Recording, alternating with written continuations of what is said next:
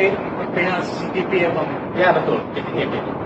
CCTV itu yang diberikan ke bawah atau ke kita sendiri stok awalnya mungkin kronologi seperti apa? Kalau terkait pemberian CCTV sejauh ini pernyataan dari pemeriksaan saksi tidak ada penyerahan ke People sejauh ini.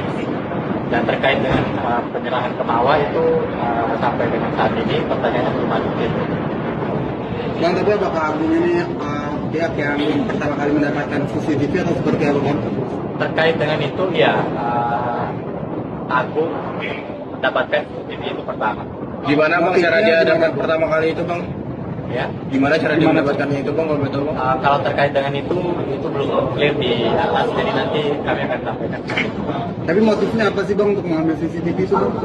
Kalau secara motif pertama tidak ada niat jahat, cuma memang dalam kejadian pada saat itu tanggal tersebut ada dugaan ada orang asing yang berada di rumah itu mendengar suara aneh di lantai 3, makanya mereka memeriksa, dan itu atas dasar diskusi antara beberapa orang, pertama dari saksi sendiri yakni A, kemudian ada dari Y dan ada dari PA.